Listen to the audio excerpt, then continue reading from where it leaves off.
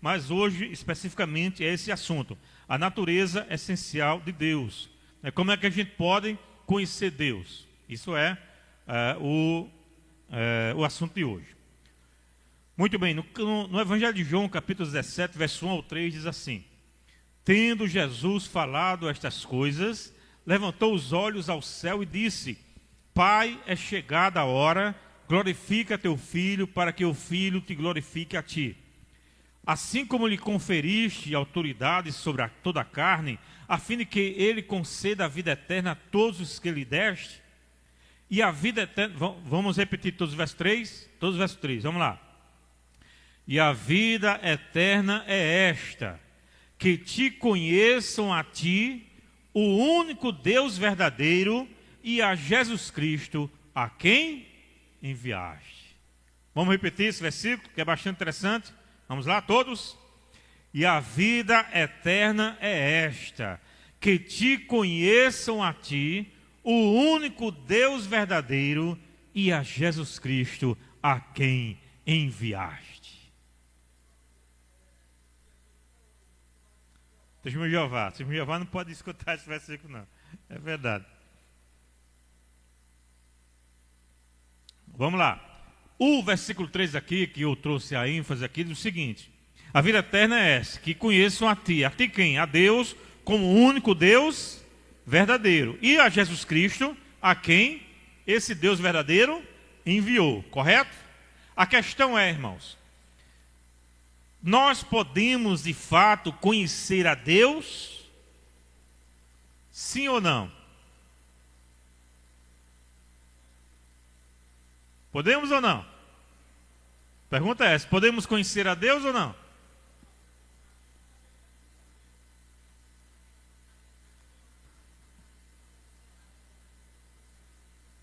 Olha aí, tá vendo aí? Ó?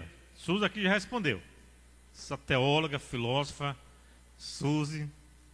Ela diz, preste bem atenção. Evidentemente, irmãos, que Deus é tão superior, Deus é tão maravilhoso, né? Tão grandioso, que como é que a gente tem a ousadia de dizer que eu posso conhecer a esse Deus? Claro que, como o Suzy disse aqui, nós não podemos conhecer a Deus da sua totalidade. Era como se uma formiga, né, quisesse conhecer o tamanho do oceano, uma floresta, o Amazonas. Irmãos, é impossível nós conhecermos a Deus perfeitamente, porque se nós conhecêssemos a Deus perfeitamente, em sua totalidade, a gente tinha que ser Deus também. Entendeu? Como alguém já falou, ninguém pode pegar Deus e colocar Deus numa mesa de cirurgia para dissecar Deus. Vamos aqui dissecar Deus.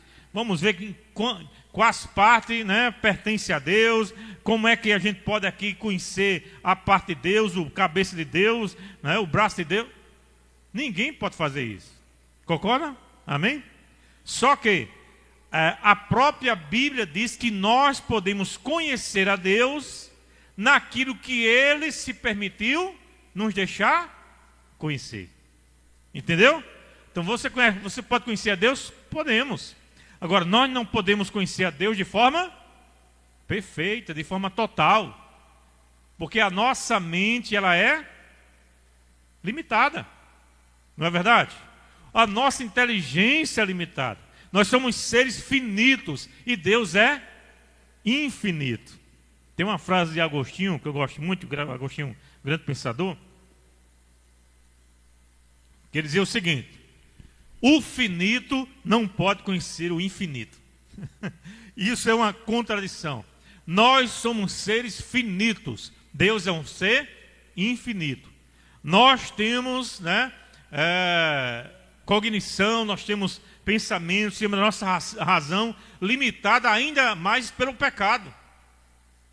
Entendeu? E Deus é um ser perfeito, que não tem pecado. Ele diz, como é que o imperfeito vai conhecer o perfeito? Não, nós não podemos conhecer a Deus perfeitamente. Nós conhecemos o que Ele nos deixa conhecer dele. Está claro isso aqui? Amém? Então vamos lá. Então essa possibilidade de conhecermos a Deus tem sido às vezes até negada por muita gente, por diversos motivos, como esse que eu acabei de falar. Mas, embora seja verdade que o homem nunca poderá compreender plenamente a Deus, isso não significa que não possa ter algum conhecimento dele. É isso que a Bíblia nos mostra. O que é que Deus se deixa revelar para nós? O que é que Deus se deixa revelar nas Escrituras? Como é que a gente pode conhecer a Deus de fato? É interessante que a gente já viu, lembra do estudo que eu já dei aqui sobre essas doutrinas básicas que nós não podemos esquecer. A gente falou aqui, até no começo, de que todo ser humano já nasce com a ideia de que existe um ser eterno. Lembra que a gente falou aqui? Todo ser humano já nasce com essa ideia. É o que Salomão em Eclesiastes vai dizer que não sei se vocês lembram da expressão que Salomão vai falar lá em Eclesiastes. Deus colocou o que no coração do homem? Salomão vai dizer isso. Deus colocou a eternidade no coração do homem. Na teologia a gente vai dizer que Deus colocou a imagem dele no coração do homem. Nós somos criados em quê? Todo homem foi criado o quê? A imagem e semelhança de Deus. Então o homem já nasce com esse senso de que existe o divino. Ele pode não conhecer o Deus verdadeiro. Ele pode, por exemplo, entender que o divino é o sol, o divino é a lua, o divino como os índios, por exemplo. Mas que todo ser humano já nasce com o senso de que existe um Criador. Ele pode não conhecer o Criador da Bíblia, mas ele já nasce com esse senso, tem uma expressão latina que, se não me falha a memória, é sensus divinatus, que na teologia se estuda para dizer que todo ser humano tem um senso do divino no seu ser. Não quer dizer que ele conhece a Deus, estão entendendo? Quer dizer que ele nasce com essa propensão de saber que existe um ser superior. Por quê? Porque dentro da antropologia, por exemplo, se você encontrar uma tribo mais distante que tiver, dentro do meio da Amazônia, você encontra essa tribo, nunca teve contato com outra civilização, se você chega lá, você vai constatar que eles têm algum tipo de ritual. Entendeu? De ritual de quê? De um ser que ele sabe que existe. Alguém que criou eles. Ele só não sabe quem é esse ser que criou eles. Estão entendendo o que eu estou dizendo? Mas ele tem esse senso. Aí o homem pode negar esse senso, como os ateus fazem. O homem pode não compreender esse senso, como os agnósticos fazem. Lembra que eu disse a diferença do ateu para o agnóstico? Estão lembrando que eu falei sobre isso aqui? Não? Vou perguntar a vocês, qual é a diferença do ateu para o agnóstico? Vamos lá? Pergunta. Quando a gente faz a pergunta, a gente espera o quê? Uma resposta. Eu falei aqui, qual é a diferença do ateu para o agnóstico? Aê! Tá vendo aí? Por isso que é bom anotar qualquer coisa que ele vai dizendo assim. O ateu vai dizer, não existe Deus. Isso é o ateu clássico. Mas o agnóstico vai dizer, não sei se existe um Deus. Não é ag, não. O prefixo a de não. A é uma negação. Agnóstico. Gnose é conhecimento. Eu não sei se existe um Deus. Se há esse conhecimento de Deus, eu não sei. Pode até ter, mas eu não sei. Isso é o agnóstico. Já o ateu vai dizer o quê? Não, Deus não existe. A diferença é essa. Mas vamos lá. Então o homem pode conhecê-lo apenas parcialmente, mas com conhecimento que é real e verdadeiro. Isso é possível porque Deus se revelou a nós. Por si mesmo, o homem jamais seria capaz de descobrir e conhecer ao Deus verdadeiro. Por si mesmo, a gente não queria descobrir Deus. Mas Deus se deixou revelar. E a revelação perfeita de Deus está em quem? Em Cristo. Entendeu? Cristo é o quê? Cristo é o Deus que se fez carne. Como João vai dizer, ele se fez carne e habitou entre nós e vimos a sua glória, glória como do unigênito do Pai. Como ele vai dizer, que diz a quem? Não, Tomé não. Não sei se é Tomé ou se é André. Que vai dizer, né? Quem conhece a mim, conhece o Pai. Como dizes tu, mostra-nos o Pai? Filipe. Não é? Então vamos lá. O nosso conhecimento de Deus, preste atenção, o nosso conhecimento de Deus é duplo. O homem tem um conhecimento inato de Deus. O que é um conhecimento inato? Já nasce com ele. Inato, já vem dele. Como eu já disse, ele pode não saber que existe o Deus criador da Bíblia, mas ele sabe que existe um Deus ou um ser superior. Isso é o conhecimento inato. Isso também não significa, como eu já falei, né, que ele conhece o Deus verdadeiro, porque ele foi criado à imagem de Deus. Isso é uma condição que a gente entende. Ele tem essa capacidade natural de conhecer, né, a um Deus. Tampouco sugere que ao nascer o homem traga consigo ao mundo algum conhecimento de Deus. Isso significa apenas que, em condições normais, algum conhecimento de Deus se desenvolve naturalmente em todo ser humano. Esse conhecimento é, com toda certeza, de natureza muito geral. Mas além desse conhecimento inato de Deus, o homem também adquire o conhecimento dele ao aprender com a revelação geral e a revelação especial. Qual é a revelação geral que eu falei já aqui? Quem lembra? A Bíblia diz que é uma revelação geral, que mostra um pouco de Deus. Que revelação geral é essa?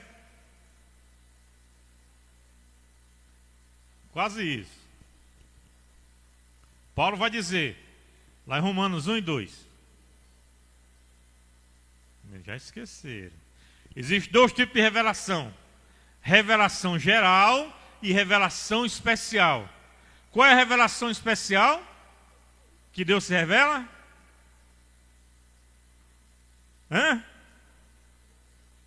Através da Bíblia. Através da Escritura nós conhecemos quem Deus é, a história da criação, a história da redenção e tudo mais. Isso é a revelação especial. E a revelação geral, daqui a pouco chega na mente. Qual é a revelação geral? Missionária Rosilene. Não podemos esquecer isso. Lembre-se, o título é Doutrinas Bíblicas que não podemos esquecer, né? Então, com o tempo, eu vou ficar fazendo essas recapitulações para a gente sempre, né, fixando na memória. Petrônio está ali doido para responder. Responda aí, Petrônio. Não é possível, não. Vamos lá. O salmista vai dizer assim, irmãos: os céus proclamam a glória de Deus e o firmamento anuncia as obras de suas mãos. Um dia discursa outro dia, né? O que é que significa? A criação de Deus é a revelação geral.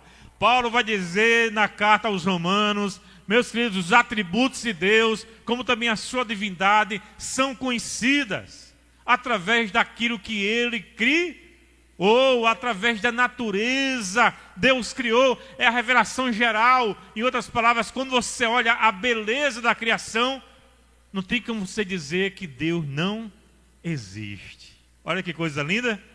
É assim ou não é? Já visitou, eu usei aqui até a ilustração que eu fui uma vez em Belo Horizonte. O único lugar longe que eu fui na vida foi Belo Horizonte, que eu fui um concílio que teve lá. E um dia teve uma tarde livre, a gente foi visitar as cavernas, né? E lá tinha uma caverna chamada Caverna do Pastor, porque era uma caverna imensa, onde um pastor antigamente ia para orar, né? Aí ficou conhecido como a Caverna do Pastor. É bem interessante a história, né? O guia lá contando, nunca esqueci. E aí a gente entrou na caverna, irmãos, que coisa linda. Tinha uma parte lá imensa, que parecia uma catedral esculpida. Lindo demais. Se você puder um dia visitar uma caverna, né, logicamente com guia para você não se perder, faça isso, né? Quando eu contemplei, irmãos, aquela beleza, disse, que coisa linda que Deus criou. Entendeu? Como um astronauta, que não me falha a memória agora do nome dele, foi visitar o espaço. Lá do espaço, quando estava lá na Lua, quando ele contempla o espaço, contempla o planeta, ele era ateu, diz, não há como negar que existe um Deus que criou essas coisas. Entendeu? É isso que acontece, a natureza que Deus... E olhe, preste bem atenção, que essa natureza é uma natureza ainda corrompida pelo pecado. Aí eu fico imaginando, imagine a natureza no tempo de Adão e Eva, antes de pecar. Era o paraíso, imagina o paraíso, antes do pecado entrar. Por isso, irmãos, que Paulo vai dizer em Romanos 9, 7, 8, 9. Vai falar sobre a questão da restauração de todas as coisas. Que a natureza, por causa do pecado, atingiu até a natureza. Por isso que nascem, né, espinhos, abrolhos e tal, coisas que, né, a gente se fura e tal. Isso é resultado do pecado. A natureza é linda do jeito que é. Imagina essa natureza redimida. Entendeu? Paulo vai dizer isso em Romanos. A natureza geme numa expectativa da volta de Jesus. Quando Jesus voltar, tudo isso aqui vai ser restaurado. Aí o que vai dizer de lá em Apocalipse, a gente já está entrando em outro assunto. Lá em Apocalipse vai dizer o quê? Que Deus fará novos céus e nova terra. Entendeu? Que nova terra é essa? É a terra que a Testemunha de Jeová gosta de falar. Uma das poucas doutrinas que exceto a Testemunha de Jeová é a restauração da terra, né? Tem crente que não entende isso, não entendeu isso ainda. Haverá uma restauração, irmão, na terra, onde nós vamos conviver e viver, né, numa natureza restaurada. E aí onde entra a palavra de Isaías, né, onde o leão vai conviver com o cordeiro e não vai ter mais a vontade de comer, né, o cordeiro, porque isso tudo foi fruto do pecado, né? O leão vai comer grama, entendeu? Vai ser uma coisa linda. Já imaginou você numa natureza assim? Deitado com o leão, abraçado com o leão sem comer você? Quando eu já fui no zoológico com uma pessoa, né? Os animais são maravilhosos, os animais, só a gente pode tocar, né? Até um doido que disse: Daniel entrou na cova do leão, vou entrar também. Aí o leão está com ele. Vá nessa história. Enfim, tudo isso aqui, irmãos, está envolvido na natureza de Deus. Então a natureza mostra que há um Deus. Mas o que é que Paulo vai dizer? Paulo é muito. Romanos é um livro fantástico. Paulo vai dizer o seguinte: ao invés de o homem adorar o Criador da natureza, foi o que o homem fez. Está lá em Romanos. Começou a adorar a criatura ao invés do Criador. Entendeu? Aí o homem adora o quê? Pau, pedra, planta, né? Bicho. Ao invés de adorar o Criador, começaram a adorar a criatura. Não é triste isso? Então, vamos lá. A natureza nos revela quem é Deus. Só que a natureza, ela é limitada. Porque ela diz que há um Criador. Mas a natureza não fala sobre expiação, sobre a morte de Jesus na cruz, entendeu? Não fala sobre o céu, no sentido de, né, de morte, de morrer e ir para o céu ou para o inferno. Onde é que a gente conta esses assuntos? Na palavra de Deus. Por isso que a natureza, a teologia chama de revelação geral. Mas a revelação especial é a palavra de Deus. Amém? Até aqui tudo bem? Então muito bem, vamos lá, vamos em frente. Então esse conhecimento de Deus é obtido por meio dessa revelação especial. E na revelação especial, qual é a revelação especial mesmo? Qual é? A Bíblia.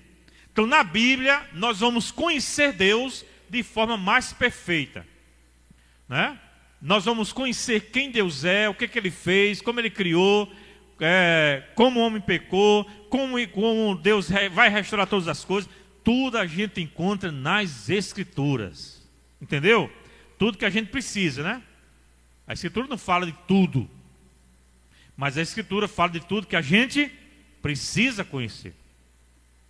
Por exemplo, a Escritura não fala sobre internet, não é? A Escritura não fala sobre celular.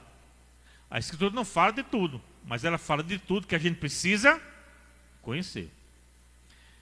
E aí, irmãos, existem algumas características que a Bíblia mostra sobre Deus. Logicamente, repito, nós não vamos conhecer Deus perfeitamente, porque quem conhece a Deus perfeitamente é Deus. Não é? Por isso que só quem sonda as profundezas de Deus, Paulo vai dizer, é o Espírito de Deus. Só quem pode conhecer a Deus perfeitamente, ou quem é Deus perfeitamente, é o Verbo que se encarnou.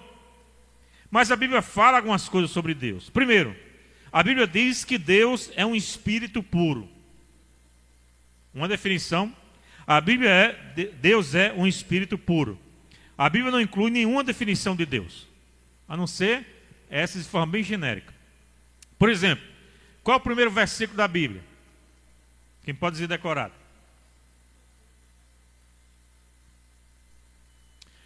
No princípio criou Deus os céus e a terra. A Bíblia, irmãos, preste bem atenção, já começa dizendo, no princípio criou Deus os céus e a terra. Você pode crer ou não crer. É ou não é? A Bíblia não diz assim, olhe, conheça Deus. Deus é assim, assim, assado. Não, ela já chega assim, no princípio criou Deus os céus e a terra. Ou você crê ou não crê. Problema seu. Entendeu? Não está nem aí para trazer nenhuma definição difícil de Deus. De no princípio criou Deus os céus e a terra. Eu posso crer e posso não crer. É ou não é? Vamos lá, Deus é um Espírito puro. Deus é Espírito, significa que Deus é essencialmente Espírito e que todas as qualidades que pertencem à ideia perfeita de Espírito são necessariamente encontradas nele. O que quer dizer isso? Deus é Espírito, Jesus vai dizer isso, e importa que seus adoradores o adorem em Espírito e em verdade. Se Deus é Espírito, significa dizer que nós não podemos ver Deus. Concorda? Não é Espírito? Quem já viu Espírito? Não pode ver Espírito. Espírito no sentido de que não há materialidade em Deus. Portanto, isso aqui, irmãos, é essencial para você entender até algumas pregações bestas que as pessoas têm feito por aqui, por aí não, né? Por aqui não. Por aí. Com relação a Deus. Tem pessoas, irmãos, que falam de Deus, né, que parece que estão falando do menino de recado. É assim ou não é? Deus está me dizendo, Deus isso, Deus aquilo. Isso, irmãos, é o que a própria Bíblia condena, dizendo que não devemos usar o nome de Deus em vão. E é mais o que a gente tem visto por aí, são pessoas usando o nome de Deus em vão. Sim ou não? É verdade ou não é? Usa o nome de Deus para tudo. Usa o nome de Deus até para pregar heresia. Usa o nome de Deus até para pregar mentira. Sabiam disso? Claro, então a gente vê isso por aí direto. Então o nome de Deus é usado, irmão, de forma, né, totalmente sem cuidado, de todas as formas. Por quê? Porque as pessoas mais tolas vão acreditar no negócio se a gente disser, foi Deus que disse. Deus está dizendo. Deus está falando. Aí a pessoa já, né, não importa o que se diga, não foi Deus está falando. Mas será que é Deus mesmo que está falando? Ou é coisa da cabeça, né, do pregador, né, do profeta, como o mundo hoje gostam de se intitular? Não, sou profeta. Né? Tem até um rapazinho agora está tendo muita evidência, né? De um rapazinho, um gurizinho, imitando os outros e fazendo, não sei se você já viu, na internet está demais, eu acho que ele tem, não sei se é 14, 16 anos, né? 14 anos. Aí pregando nos púlpitos direto, dizendo cada bobagem, cada coisa, meu Jesus do céu. Tem outros também mais famosos que diz coisas que, meu Jesus do céu. E o pior, eles falam de Deus, né, sem temor nenhum. É assim ou não é? Sem temor nenhum. Aí bota Deus nas palhaçadas dele, as pessoas não conhecem Bíblia e tudo engole. Está sendo chamado para pregar em vários lugares, várias coisas. Já disseram que ele cobra R$3.000 por cada pregação. Isso é um barato. Tem pregador aí que cobra muito mais do que isso. Tem pregador que cobra 30, 40 mil reais por uma palestra no congresso. Sabia disso, irmão? Você está por fora do que acontece por aí. Para pregar besteira, para pregar bobagem. Enfim, isso infelizmente tem acontecido. E o nome de Deus, por isso que diz a palavra do Senhor, o nome de Deus é blasfemado por vossa causa. Não, cuidado, Deus é espírito puro. Deus não está, não é porque eu digo Deus mandou dizer, ou Deus disse, que de fato Deus disse. Tem que ter muito temor com relação a isso. Amém? Está claro, irmãos? Primeiro, Deus é um espírito puro. Segundo, Deus é pessoal. É como se a gente dissesse assim: Deus é puro, Deus é santo, Deus é maravilhoso, mas Deus também quer ter comunhão comigo e com você, miseráveis pecadores. Porque Deus trata de forma pessoal. Foi assim no Antigo Testamento, é assim também através de Cristo. Deus é um ser pessoal. O que quer dizer isso? O fato de ser espírito também envolve sua personalidade. Um Deus com quem os homens podem conversar, em que eles podem confiar, que participa das suas experiências, que ajuda em suas dificuldades, que enche o seu coração de alegria, de contentamento. Além disso, ele se revelou de forma pessoal em Jesus de Nazaré. Então, preste bem atenção. A primeira definição que traz é o quê? Deus é espírito. Amém? Amém? Mas ele não está lá distante, como os deuses do Olimpo grego. Não. Ele está entre nós. Ele quer ter comunhão conosco. Graças a Deus por isso. Amém, meus queridos? Já imaginou se Deus não quisesse ter comunhão com a gente? Ele quer tanto comunhão com a gente que ele enviou seu Filho Jesus Cristo para fazer essa ponte. Então Deus é espírito, eu não consigo nem posso ver Deus, mas eu vejo Deus em Cristo Jesus. Como alguém perguntou: pastor, quando a gente chegar no céu, a gente vai ver Deus?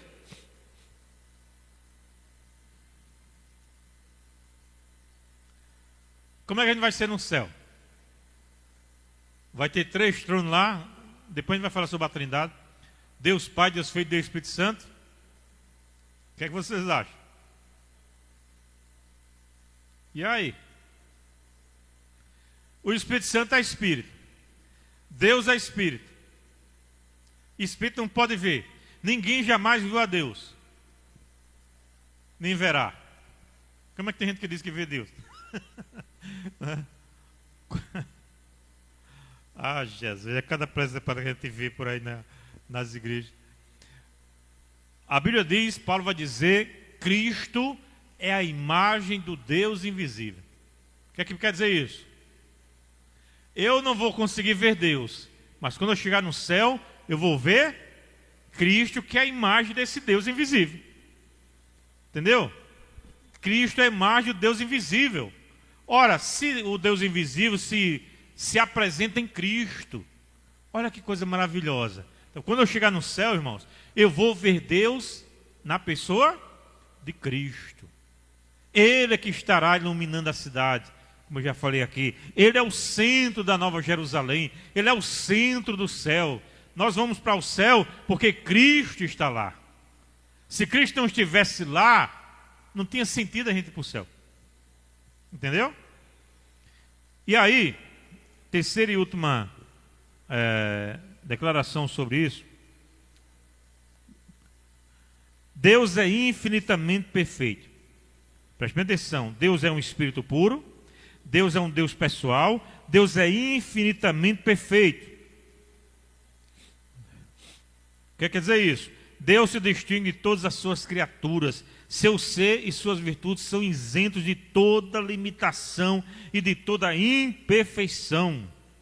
Os filhos de Israel cantaram a grandeza de Deus após atravessar o Mar Vermelho. Êxodo 15, verso 11 diz: Ó Senhor, quem é como tu entre os deuses?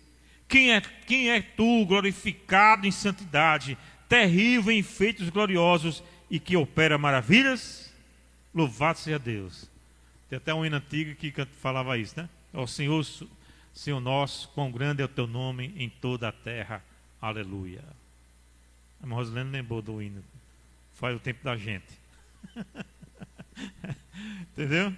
Deus é esse, irmãos. Deus é maravilhoso, perfeito em toda a sua, né? Todas as suas qualidades. E Ele é perfeito em tudo e em tudo. Deus, pode-se dizer que as perfeições de Deus são o próprio Deus. Portanto, por essa razão, a Bíblia afirma que Deus é verdade, vida, luz, amor, justiça em perfeição. Depois vamos estudar sobre os atributos de Deus. Aí eu vou falar sobre essas coisas de forma bem mais detalhada. Mas o importante é a gente saber isso. Quero só citar aqui alguns textos para você memorizar o que nós acabamos de falar.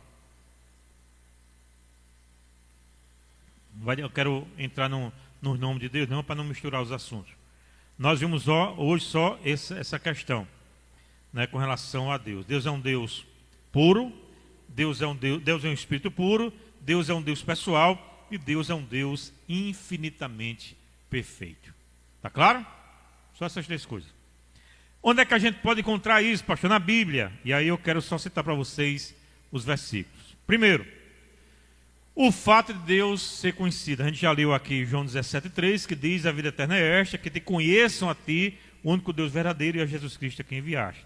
Mas tem também 1 João 5,20. Esse texto também, irmão Ciraulo, ele é um espinho num pé do testemunho de Jeová.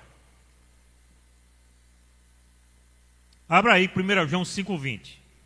Esse texto aqui, até na Bíblia do Testemunho de Jeová está escrito assim. E eles não conseguem, e eles ficam enrolados para explicar isso aqui. 1 João 5,20 fala sobre a divindade de Jesus. O Deus que é conhecido em Jesus. Grava esse versículo, marque na sua Bíblia para você nunca esquecer. 1 João 5,20. Você achou? Olha o que diz. Também sabemos que o Filho de Deus é vindo e nos tem dado entendimento para reconhecermos o verdadeiro. E estamos no verdadeiro, em seu Filho, Jesus Cristo. Este é o verdadeiro Deus e a vida eterna. Este é o quê? Este é o quê? Está falando de quem? De Jesus. Entendeu? É o versículo que diz claramente que Jesus é o verdadeiro Deus. E a testemunha de Jeová se enrola para explicar esse versículo. Para ele, Jesus não é Deus. Entendeu? Então, é em Jesus que nós conhecemos o verdadeiro Deus e a vida eterna. Amém? Segundo, o fato de Deus ser Espírito. João 4,24 diz: Deus é Espírito e é necessário que os seus adoradores o adorem em Espírito e em verdade. 1 Timóteo 6,16 diz: o único que possui imortalidade, que habita em luz inacessível, a quem homem algum jamais viu, nem é capaz de ver.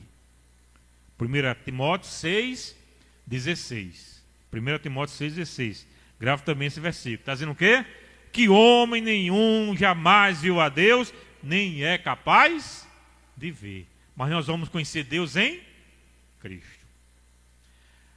O fato de Deus ser pessoal. Malaquias 2,10 diz assim: não temos nós todos o mesmo Pai? Não nos criou o mesmo Deus? E João 14, verso 9, parte B, diz: quem me vê a mim, vê ao Pai. Como dizes tu? Mostra-nos o Pai. E por fim, o fato de Deus ser infinito em perfeição. Isso aqui é algo que foge da nossa compreensão. Deus é infinito em perfeição. Aí quando a gente for ver os atributos, tem algumas coisas interessantes nos atributos. O atributo vai dizer que Deus é amor, perfeito, infinito. O amor de Deus nunca acaba, mas Deus também é todo poderoso. Deus também é onisciente. Tudo em perfeição. Como é que se encaixa isso no dia a dia? Só quando a gente for falar dos atributos, a gente vai falar sobre isso, ok? O fato de Deus ser infinito em perfeição. Êxodo 15, verso 11 diz: Ó Senhor, quem é como tu entre os deuses?